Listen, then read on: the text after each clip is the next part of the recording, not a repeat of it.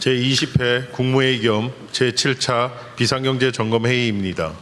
대통령께서 개회선언과 함께 모두 말씀을 하시겠습니다. 네, 제20회 국무회의를 시작하겠습니다.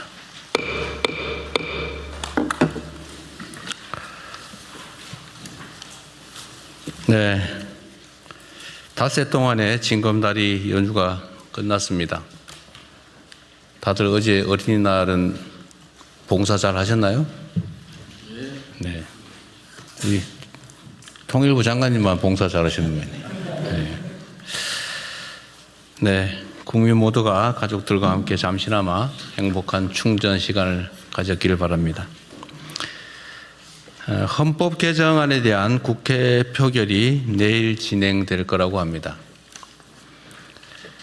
1987년에 현행 헌법이 제정된 이후 대한민국이 정치, 경제, 사회 여러 측면에서 참으로 큰 변화를 겪었습니다. 그런데 헌법은 여전히 지난 40여 년 동안 제자리 걸음입니다. 보통 이렇게 표현하죠. 세상이 변했는데 덩치는 커졌는데 옷이 맞지 않는다. 그럼 옷을 좀 고칠 필요가 있지 않냐. 이런 얘기들을 합니다. 지금 헌법으로는 지금 현재 우리 대한민국 민주주의의 수준이나 국민의 삶의 상황 또 국가의 미래를 충분히 담보하기가 어렵습니다. 또 동시에 전면 개헌을 하기는 부담이 너무 큽니다. 또 정치적 이해관계가 엇갈리기 때문에 합의가 쉽지 않습니다. 그렇다고 다 미룰 것은 아니고 할 수 있는 만큼은 하자. 이런 실용적인 태도로 접근할 필요가 있습니다. 부분 개헌을 합의되는 만큼 순차적으로 해나가는 것이 현실적인 방법이다라는 생각이 듭니다. 예컨대 불법 개헌을 더 이상 못하게 하자, 국회 통제를 강화하자. 이거 어떤 국민이 반대하겠습니까? 그 반대하는 사람이 조금 있을 수는 있죠. 그 사람들은 불법 개헌 옹호론자라고 봐야 되지 않겠습니까? 계엄 상황도 아닌데 불법적으로 정권 유지를 목적으로 또는 사익을 목적으로 계엄을 선포해서 군대를 통해서 나라를 망치면서 독재를 하겠다. 이런 것을 못하게 하는 게 당연한 거 아닌가요? 그래서 이 비상계엄에 대한 합리적 통제를 헌법에 넣자. 이건 누가 반대할까 싶습니다. 또 한 가지는 지금 또 5.18이 다가옵니다. 국민이 맡긴 권력, 국민이 맡긴 나라를 지키라고 준 총칼로 국민을 살상하고 헌법 질서를 파괴한 광주 5.18 사건과 같은 일이 다시는 벌어져서는 안 되겠죠. 5.18 때가 되면 누구나 그렇게 말합니다. 5.18 정신을 헌법 전문에 넣자. 그래서 또 일각에서는 부마행정 정신도 넣자. 누가 반대합니까? 공개적으로 다들 얘기하지 않습니까? 뭐 여당, 야당 할 것 없이 다 하죠. 근데 이번에 헌법 전문에 실제로 넣을 기회가 되었습니다. 그럼 왜 반대합니까? 말이 안 되죠. 지방자치를 강화하자. 모든 국민이 동의하는 일입니다. 반대할 이유가 없는 이 헌법 개정안에 표결이 내일 이루어집니다. 오랜만에 만들어진 기회인데 모든 국민이 동의하는 이 당연한 그리고 모든 정치권들이 이때까지 이구동성으로 말해왔던 것들을 내일 실천했으면 좋겠습니다.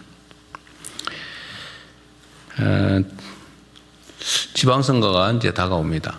선거라고 하는 것은 민주주의를 취하는 민주공화국에서 가장 중요한 절차죠.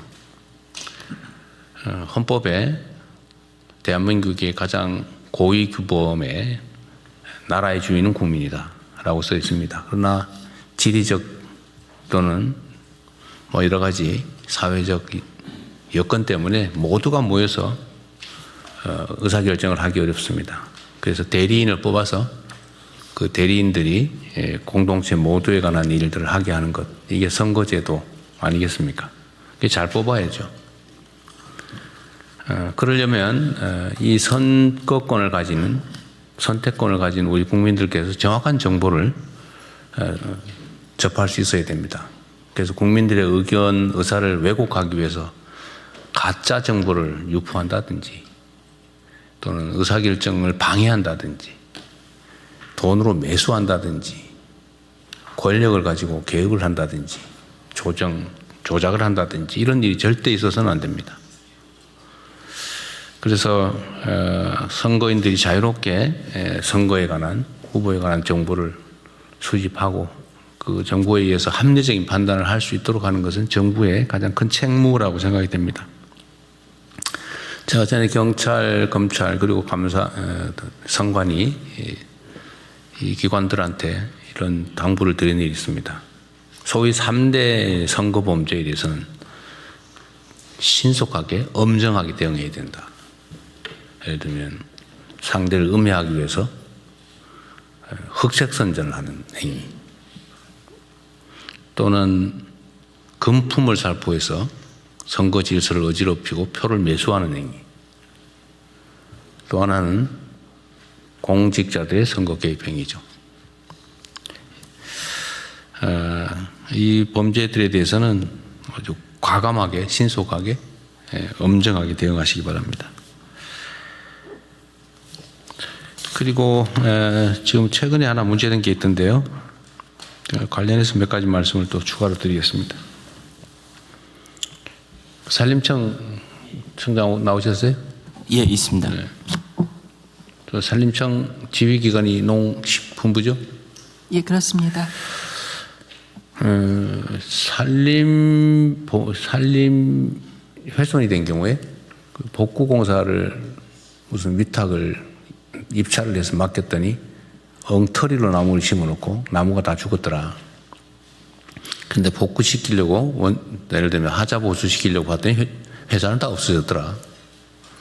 근데 이게 하루 이틀이 아니고 수년간 계속된 일인데 왜 산림청이나 농식품부는 지금까지 몰랐을까? 또 혹시 알고도 조치를 했는데 왜 조치 내용이 이렇게 부실했을까? 지금 어떤 언론에서 이걸 열심히 보도하고 있던데, 하여튼 이 문제에 대해서는 하나의 사례죠, 사례.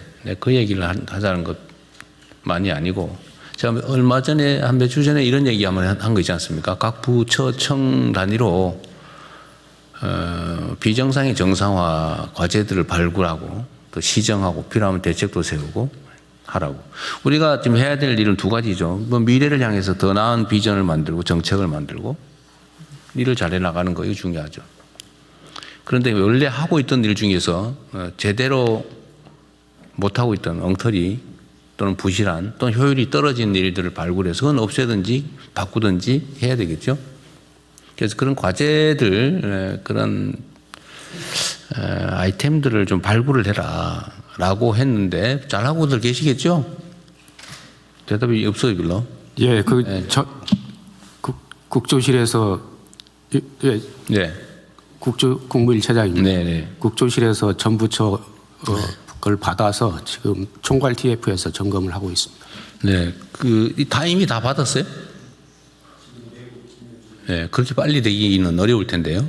그거 쉽지 않습니다. 이게 전에도 한번 말씀드렸지만 똑같은 걸 보고도 발견을 못 해요. 보고도 모른다니까요. 제가 전에 예를 한번 들었잖아요. 좁은 골목에 이렇게 화단 만들어가지고 거기다 배추 심어 먹고 대파 심고 가는데 그 보고도 그게 문제인 줄을 몰라요. 왜? 하도 오랫동안 그대로 계속됐으니까. 보고도 저건 원래 있던 거지. 근데 이거 원래 잘못된 거죠. 오래 방치됐다는 이유로 거의 정상이 될 수는 없는 거죠. 근데 이거는 다른 시각을 가지 않으면 잘 안 보여요. 원래 있던 사람은 그냥 당연히 있던 거니까 정상으로 보이죠. 시각을 좀 바꿔야 된다. 예를 들면 문제의식을 가진 사람들의 의견을 듣든지 아니면 현장을 솔직히 실제로 가보든지 아니면 전부 다 모여서 한번 정말 다 우리가 좀 비판적 시각에서 우리가 하고 있는 일들의 문제를 한번 찾아보자. 그래서 다 털어보든지 뭐 어떤 뭔가 이런 기존에 해왔던 것과 다른 노력을 하지 않으면 안 보입니다. 그러니까 열심히 하는데 다 헛스윙이에요. 그렇게 되면 안 된다는 거죠. 그래서 이거 시간을 제가 아까 비서실장한테 6월 중순 정도까지 해보는데 어쨌든 한 달 한 반 정도 지금까지 한 달은 됐을 텐데요. 그 사이에 좀 색다른 시각으로 좀 찾아보세요. 그러니까 이 산림청관 같은 이런 일이 벌어지는 거예요. 이거 몇 년 동안 했는데 그건 넘어왔잖아요, 지금. 왜 그걸 언론이나 소위 비판적인 야당 국회의원들이 자료 수집을 요구를 해서야 비로소 발견합니까? 그 제가 처음에 내가 취임 초에 이런 얘기 했잖아요. 야당에게 고맙게 생각해라. 언론에게 고맙게 생각하자. 왜냐하면 우리가 못 보는 것도 찾아주거든요. 그 전에 제가 이 지시도 해놨는데 나중에 한번 점검할 겁니다. 그 야당이든지 언론이든지 시민단체든지 무슨 전문가든지 지적했던 것들이 어떻게 시정되고 있는지 그 하고 계시겠죠, 다들. 언제 지적된 건 이런 게 있다. 이런 게 있는데 이건 이렇게 시정했다. 이런데 시정을 못하다. 아니면 지적이나 보도가 이런 게 오히려 문제가 있다. 이렇게 해서 정리를 해야죠. 그냥 적당히 넘어가면 안 되잖아요. 원래 국정감사나 이런 데서 지적된 것은 그 결과 보고를 국회에 하게 돼 있죠, 아마. 뭐 그러니까 나름대로 확인했을 겁니다. 근데 언론이나 민간에서 지적된 것 또는 민원의 형태로 제기된 거 이런 거를 체크했는지 잘 모르겠어요. 그래서 우리 막 정부에 연간 천수백만 건의 민원이 들어오잖아요. 그거 정말 보물창고 같은 겁니다. 그냥 귀찮아서 이렇게 하지만 뭔가 행정개혁을 하겠다, 좀 문제 있는 문제를 시정하겠다는 시각을 가진 사람 입장에서 그거 되게 고마운 거예요. 우리가 모르는 거 가르쳐 주잖아요. 우리가 존재하는 이유가 어쨌든 국민에게 더 나은 삶을 만들어주기 위한 거고 나라의 주인이 국민이라면서요. 꼭 국민이 이런 개별을 받아 있긴 하지만 이런 문제가 있습니다 지적하면 그게 개인적 이익을 추구하는 행위라면 난 모르겠지만 상당수는 구조적인 문제란 말이에요. 그건 고맙죠. 그걸 뒤져보면 우리가 해야 될 일이 잔뜩 들어있어요. 얼마나 좋아 그게. 보물창고 같은 거라니까요. 그 민원이라고 한 민원, 특히 집단 민원 이런 거 있잖아요. 저는 저한테 막 개인적으로 이거 문제입니다 그러고 보내주면 제가 가끔씩 메시지로 밤늦게 보내잖아요. 여러분들한테. 그거 고맙더라니까요. 지적해 주니까. 내가 모르는 거 가르쳐 주는 거잖아요. 기회죠, 기회.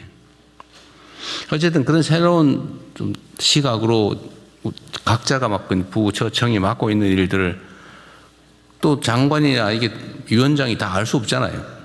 알 수 없으면 다시 또 차관이든 실국장이든 또 과장이든 밑으로 내려갈 텐데 그 사람들한테도 제가 하는 얘기를 똑같이 나누면서 생각도 바꿔서 일선 실무자들까지도 내가 맡고 있는 일 중에 이거는 이런 문제가 있어. 적당히 넘어갈 게 아니고 그래서 가장 말단에서 실무자가 제일 중요해요. 실무자한테 말을 하게 해야지. 말을 들어야죠. 그런 기회들 좀 많이 가지세요. 그래야 나라 살림이 바뀌죠. 우리가 무슨 뭐 기존의 다른 공직자들이 하는 거와 다른 완전히 무슨 초능력을 가진 것도 아니고 뭔가 더 나은 세상을 어떻게 만들어요. 우리가 특출한 능력이 있어서가 아니란 말이에요. 초인이 아니잖아요. 그냥 평범한 사람들이잖아요. 근데 더 나은 상황을 만들 수 있어요. 이런 관심을 통해서. 그래서 각자가 맡고 있는 좀 비정상적인 또는 비효율적인 일들을 최대한 찾아내서 그걸 교정하는 거예요. 손발이 좀 바쁘겠죠. 콩알 모으듯이 하자. 획기적인 한 방은 없다. 작아 보이는 일들을 많이 하는 거, 열심히 하는 거. 이게 진짜 성과를 내는 일이고 이 큰 변화를 만드는 길입니다. 그래서 이거 비정상의 정상화라든지 비효율의 효율화 이런 문제는 오늘 산림청 사례를 계기로 한번 전면적으로 다시 점검하죠. 그리고 이거 대책을 만들 때 그 산림청도 내가 그 국무회의 방에 말씀하신 것도 다 봤는데 제일 중요한 것은 무슨 행정 제재 행정 제재, 뭐 형사 제재 여러 가지 있죠. 근데 행정 제재는 이미 효과가 없잖아요. 아니 회사 새로 만들어 가지고 벌떼 입찰하듯이 해가지고 한 다음에 회사 없애버리고 또 가서 딴 몽도 만들고 그 언론에서 보도 잘했던데 표를 만들어서 봤더니 이렇게 임원들 뭐 이런 거 쫙 표를 만들 수 있잖아요. 요즘은 그거 너무 쉽거든요. 그 표를 만들면 이게 똑같은 사람이 다니면서 하고 있는 거예요. 그 몇 명이 해, 몇 명이. 전에도 내가 경기도에 무슨 부동산 그 쪼개기 투기하는 거 있잖아요. 막 땅 사가지고 쪼개가지고 팔고 나 도망가고. 그것도 다 법인 뒤져가지고 다 해봤더니 똑같은 몇 사람에서 회사 만들어 쭉 하고 있더라고. 표 만드니까 몇 사람으로 쫙 집중이 돼요. 이거 언론들도 다 하는 걸 왜 정부 부처는 못 하겠어요? 그 행정제재를 아무래도 소용없죠. 새로 만드는데. 그러니까 소용없고. 형사제재, 그 바지 사장 내세워가지고 그 조사받고 뭐 벌금 해봐야 벌금 몇 푼 나오고. 그럼 또 바지 사장 내서 또 만들고 이러면 되는데 그게 뭔 소용이 있어요? 그것도 몇 년씩 걸리고. 그리고 그 사이에 온갖 부정 비리가 발생하죠. 막 로비하고 막 정치인 쫓아다니고. 그게 부정부패 원인이 되잖아요. 제일 깔끔하게 얘기를 하는 거 돈을 뺏으라니까요. 입찰할 때 입찰 보증금을 확 올려요. 보증금을 확 올려가지고 낙찰된 회사를 다 뒤져요. 그 진짜 사무실이 있는지 직원이 있는지 페이퍼 컴퍼니인지 확인해가지고 만약 페이퍼 컴퍼니고 부정부패가 있는 기업이다 그러면 보증금 몰수한다고 해보세요. 그 누가 그 가짜 회사 만들어 입찰하겠어요? 경기도에도 입찰이 하도 뭐 많다, 뭐 수백 대 1 그러길래 이거 했더니 40%가 순식간에 줄어들더라고요. 걸리면 돈 뺏기니까요. 그거 왜 하겠어요? 그거 아예 못하게 만들어 버려야지. 어쨌든 이런 것들도 좀 혼자 생각하면 쉽지 않거든요. 그래서 브레인스토밍을 자주 해야 돼요. 민간인들도 좀 모으고 뭐 하면 아이디어 많잖아요. 또 황당무계한 소리를 해도 막 칭찬해주고 그래서 그래야 돼요. 그러면 얘기를 안 해. 그게 말이 되는 소리야 이러면 안 돼요. 그러면 말을 안 해 그다음부터. 그래서 상사들이 무섭거든요. 막 유인해가지고 격려해주고 쓸데없는 소리 하면 기발 안 돼 이러고 칭찬해주고 그러면 얘기한단 말이에요. 그런데 거기에 보석들이 들어있습니다. 하여튼 경제적인 손실이 되게 하면 아무도 안 해요. 왜? 다 돈 벌려고 하는 거니까. 하여튼 실질적인 대책을 좀 만드십시오. 그리고 이게 행정에 대한 신뢰가 중요한데 말하면 진짜 하더라 이런 확고한 믿음을 갖게 해야 돼요. 말하고 흐지부지 하던데 이렇게 하면 영이 안 써요. 그래서 말한 건 반드시 지켜야 됩니다. 저도 그 점은 분명하죠. 제가 시기가 언제인지는 모르지만 반드시 체크합니다. 전에 이거 한 거 어떻게 됐냐고. 물론 가끔씩 좀 늦어지는 경우는 있긴 하지만 여러분도 마찬가지예요. 뭐 당연히 잘 아시겠죠. 업무 지시하고 이러면 반드시 체크해야 됩니다. 그런 측면에서 이 계곡 정비하는 거 있잖아요. 행안부 장관님. 3월 말까지 한다 그랬죠 원래. 예. 아직 보고 못 받으셨습니까? 아니 그 제가 보고받는 거 별로 의미 없어요. 네네.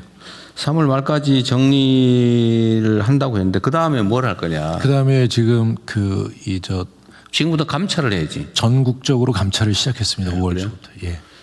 발견할 수 있는데 발견을 안 했다든지. 830여 건이었는데요. 그 대통령이 말씀 주신 4만 건이었다면서. 33,300건이 넘었습니다. 그런다니까요. 이번에는 항공사진, 위성사진까지 다 동원해가지고 네. 또 AI 기술까지 동원해서 전국을 싹 스크린을 했습니다. 그러십시오. 이게 국정의 신뢰에 관한 문제예요. 권위에 관한 문제입니다. 예. 또 적당히 넘어갔네. 이러면 뒤에서 욕해요. 고마워하는 게 아니고요. 비읍시옷하면서 욕해요. 네. 절대로 그렇게 방치하면 안 됩니다. 네, 이거는 일종의 바로미터 같은 거에서 어떻게 되나 지켜보는 사람이 많아요. 단속을 했다는데 진짜 없어졌나? 그 자기가 평소에 가던데 가서 확인한단 말이에요. 응? 진짜 제대로 하나? 그러면 그래서 이제 여름 행락철 오기 전에 그렇죠. 1차 감찰을 하고요. 행락철 시작되고 나면 2차 감찰을 또 할 계획입니다. 그러니까 이게 그 개별적으로 보면 별거 아닐 수도 있어도 전국적으로 보면 아니 국토를 모두의 것인 국토를 가지고 자기 혼자 돈벌이 한다고 폐쇄하고 그러면 안 되잖아요, 그죠? 온 국민이 화나잖아요. 예를 들면 전에 저기 남원인가 어딘가 그 왜 우리가 네네. 토론할 때 어떤 분이 말씀하셔서 그 단속해 봤더니 불법 시설 운영하는 거를 도와주기 위해서 불법 다리를 놓고 있었다는 거 아닙니까? 맞습니다. 예, 예. 그럼 황당해. 대통령이 지적했는데도 그 다음에 계속하고 있어요. 그래서 그것도 이제 감사 결과가 왔던데. 감사해서 지금 그 고발 조치도 그러니까, 하고 그러니까. 예, 예. 근데 그런 거는 징계하는 건 별로 효과가 없다니까요. 네. 왜냐하면 그 이상의 이익이 있기 때문에 형사처벌 해야지 그런 거. 공무원 자리를 더 이상 못하게 만들어야죠. 예. 그 너무 명확한 배임죄던데 현행 보면서. 그렇습니다. 하여튼 이 개국 정비도 일정한 시한을 정해서 체크를 하고 그 결과 보고를 저한테도 제가 국정상황실장 어디 있어요? 그거 받았어요? 개국 정비 2차 단속한 거? 못 받았습니다. 제가 아직? 확인 못했습니다. 저기 정무에 예. 어디? 자치발전비서관 아 그래요? 언제쯤 주셨어요? 그 4월 중순경에 취합해서 아 그래요? 네네. 그 여하튼 우리 그럼 청와대 안에 약간의 정보 소통에 문제가 있나 본데 한번 국정상황실장이든 비서실장도 한번 챙겨보십시오. 네. 네. 어쨌든 이제 그 다음 단계는 제가 전에 얘기한 대로 첫 번째는 옛날에 하던 대로 한 거고, 아이 뭐 보고하라니까 생생용으로 몇 개 해서 한 개 880 몇 개였죠. 네네. 제대로 한다고 한 게 33,000 몇 개였다. 예, 예. 그거 말고도 많이 있을 겁니다. 그럴 겁니다. 네, 근데 이제 지금부터는 어떤 공직자가 그거를 방치했나 거기에 중점을 둬가지고 감찰하고 필요하면 여기 경찰 필요하면 다 직무유기로 다 수사하도록 하고 예. 법무부도 좀 신경 쓰고 검찰도 신경 쓰고 하십시오. 그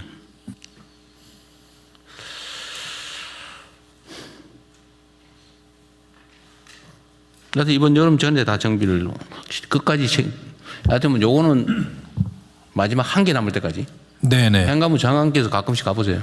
예, 저도 불시에 그 방문할 가보면 점검을 할 계획이고. 가보면 있어요. 네네. 그리고 지금은 없어도 행락철 되면 또 만들겠죠. 장사할 욕심에 또 설치가 됩니다. 그다음에 즉시 철거는 하고 있어요. 그거 저기 개고장 올 여름에 보내고 올 가을에 철거하면은 내년에 다시 설치하고 그러잖아요. 예, 벌금 500만 내. 그거 못하게 바로 정비할 수 있게. 그냥 시설만 철거하는 게 아니고요. 그 시설을 설치했던 데가 대부분이 뭐 이 평탄화 원상복구해야 되겠지. 그걸 완전히 재자연화하는 데까지 네. 목표로 예, 하겠습니다. 그리고 협조적인 데는 지원을 하더라도 정비하는 걸 도와주도록 하시고요. 네네. 네. 무조건 단속 일변도가 아니라 좀 탈출할 수 있게 네네. 지방 정부하고 협력하고 필요하면 정부의 예산 지원을 좀 해줘도 좋은데 뭐 탐방로 정비하고 같은 거- 정상적으로 사는 거는 예. 적극적으로 지원해 주도록 하십시오. 네, 그렇게 하겠습니다. 네, 어쨌든 우리가 국정을 맡은 지가 이제 1년이 거의 다 돼 가는데 그동안 다들 열심히 잘해 주셨어요.